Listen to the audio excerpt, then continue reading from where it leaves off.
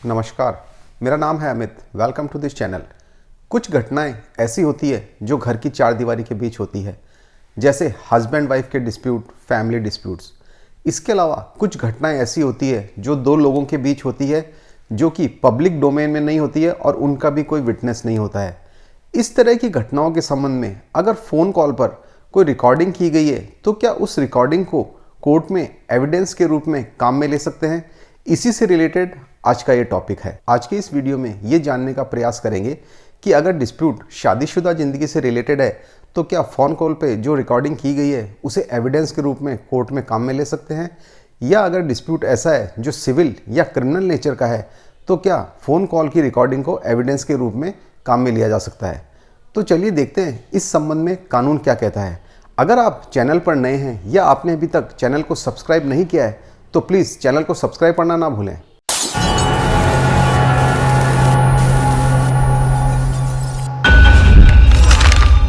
Husband और wife के बीच अगर शादीशुदा ज़िंदगी से रिलेटेड कोई डिस्प्यूट है, फॉर एग्जांपल पत्नी अपने पति के साथ क्रूरता का व्यवहार करती है, या पति अपनी पत्नी के साथ क्रूरता का व्यवहार करता है, या पति या पत्नी दोनों में से किसी का एक्स्ट्रा मैरिटल अफेयर है, या वे एक दूसरे से तलाक चाहते हैं, इस सभी तरह के विवादों में अगर पति ने पत्नी का या पत्नी ने पति का फ़ोन कॉल उसकी जानकारी के बिना रिकॉर्ड कर लिया हो और उस रिकॉर्डिंग को कोर्ट में एविडेंस के रूप में वो यूज़ करना चाहते हैं, तो इस संबंध में कानून क्या कहता है, इसे जानने के लिए सबसे पहले एविडेंस एक्ट का सेक्शन 122 देखते हैं। इस सेक्शन के अनुसार अगर पति ने अपनी पत्नी से या पत्नी ने अपनी पति से कोई बात कही है तो उसे उन बात को डिस्क्लोज़ करने के लिए बाउंड नहीं किया जा सकता, ना ही इन बातों को डिस्क्लोज़ करने के लिए परमिट किया जा सकता है। केवल मात्र एक ही सूरत में परमिट किया जा सकता है जबकि इसमें उनकी सहमति हो।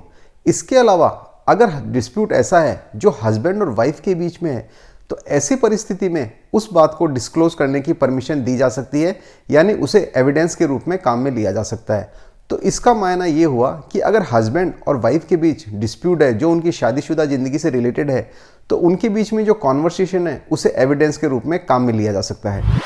हस्बैंड और वाइफ के बीच मैरिड लाइफ से रिलेटेड जो डिस्प्यूट होते हैं वो फैमिली कोर्ट में चलते हैं। फैमिली कोर्ट एक्ट के सेक्शन 14 के अनुसार अगर कोई रिपोर्ट, स्टेटमेंट या डॉक्यूमेंट ऐसा है जिसके बारे में फैमिली कोर्ट को ये लगता है कि उन डॉक्यूमेंट, रिपोर्ट से उस मामले के बारे में प्रभावी कार्रवाई की जा सकती है, तो ऐसे डॉक्यूमेंट, रिपोर्ट या स्टेटमेंट को कोर्ट में कंसीडर किया जा सकता है। इस सेक्शन में ये भी क्लैरिफाई किया गया है कि इस बात से कोई फर्क नहीं पड़ता है कि एविडेंस एक्ट में इस संबंध में क्या प्रावधान बनाए गए हैं। यहाँ पर हम सपोज करते हैं कि हस्बैंड और वाइफ के बीच डिवोर्स का केस चल रहा है और हस्बैंड ने अपनी वाइफ की कुछ कॉल रिकॉर्डिंग्स सेव कर ली और उन्हें सीडी के रूप में फॉर्म कर लिया।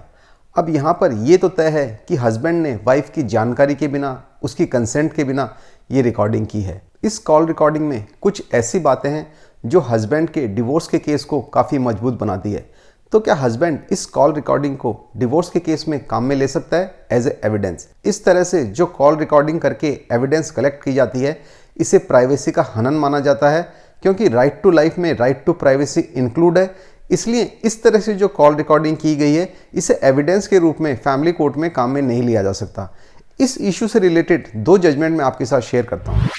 इस केस में हस्बैंड ने अपने वाइफ के साथ हुई बातचीत की रिकॉर्डिंग को एक सीडी में लिया और कोर्ट में एविडेंस के तौर पर पेश कर दिया और फैमिली कोर्ट से ये प्रेयर की कि इस सीडी को एविडेंस के रूप में काम में लिया जाए। फैमिली कोर्ट ने हस्बैंड की प्रेयर को एक्सेप्ट करते हुए उस सीडी को एविडेंस के रूप में काम में लेने का निर्णय दिया। फैमिली कोर्ट के इस ऑर्डर को वाइफ ने honourable Punjab and Haryana high court के सामने चैलेंज किया। ऑनरेबल हाई कोर्ट ने इस केस में ये निर्णय दिया कि इस प्रकार से जो रिकॉर्डिंग की गई है वो राइट टू प्राइवेसी का हनन है, राइट टू प्राइवेसी का उल्लंघन है। इसलिए इस तरह की सीडी को एविडेंस के रूप में काम में लिए जाने की परमिशन नहीं दी जा सकती और ऑनरेबल कोर्ट ने फैमिली कोर्ट के निर्णय को रद्द कर दिया।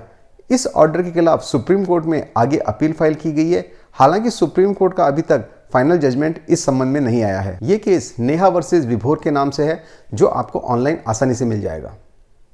दूसरा केस दिल्ली का है। इस केस में हस्बैंड ने वाइफ के साथ हुई बातचीत की एक सीडी कोर्ट में फाइल की और फैमिली कोर्ट ने उसे इस आधार पर एविडेंस के रूप में लिए जाने का निर्णय लिया कि उससे मामले का प्रभावी निर्णय किया जा सकता है। फैमिली कोर्ट के इस ऑर्डर को ऑनरेबल दिल्ली हाई कोर्ट में चैलेंज किया गया। वहाँ ऑनरेबल हाई कोर्ट ने यह निर्णय दिया कि सीडी को एविडेंस के रूप में रिकॉर्ड पर लिया जाना उचित है और उन्होंने फैमिली कोर्ट के इस आदेश को सही माना। ये निर्णय दीप्ति कपूर के नाम से है, जो आपको ऑनलाइन आसानी से मिल जाएगा। ये जजमेंट जो हमने अभी देखे, इसमें एक में तो कॉल रिकॉर्डिंग को एविडेंस के रूप में ले लिए जाने का आदेश दिया गया, दूसरी में उसे नहीं लिए जाने का आदेश दिया गया। तो इस संबंध में कानून की स्थिति यह है कि ये प्रत्येक मामले के तथ्य एवं परिस्थिति पर निर्भर करता है कि क्या फैमिली कोर्ट को उस रिकॉर्डिंग से उस विवाद को तय करने में प्रभावी रूप से मदद मिलती है या नहीं। अगर मैट्रिमोनियल डिस्प्यूट में कॉल रिकॉर्डिंग को एविडेंस के रूप में पेश करना चाहते हैं तो इसे फाइनल स्टेज पर पेश कर देना चाहिए और इसके बारे में स्पष्ट रूप से उल्लेख कर देना चाहिए कि ये कब रिकॉर्ड की गई थी और किन परिस्थितियों में रिकॉर्ड की गई थी। दूसरी स्थिति में वो केसेस आते हैं जहां डिस्प्यूट मैट्रिमोनियल ना होकर सिविल या क्रिमिनल नेचर का होता है। इस तरह के विवादों में फ़ोन रिकॉर्डिंग को या कॉल रिकॉर्डिंग को एविडेंस के रूप में काम में लिया जा सकता है। इन केसेस में ये ध्यान रखना होता है कि जो कॉल रिकॉर्डिंग की गई है वो करेक्ट है, उसके साथ किसी तरह की छेड़छाड़ नहीं की गई है और उसके संबंध में एविडेंस एक्ट के सभी प्रावधानों की पालना की गई है। तो कॉल रिकॉर्डिंग के इस टॉपिक को यहीं कंक्लूड करते हैं। जल्द ही मैं आपसे मिलूंगा एक और नए इंटरेस्टिंग लीगल टॉपिक के साथ। अगर आपको आज का ये वीडियो पसंद आया हो तो इसे लाइक करें, शेयर करें और चैनल को सब्सक्राइब करना ना भूलें। यतो धर्मस्ततो जयः।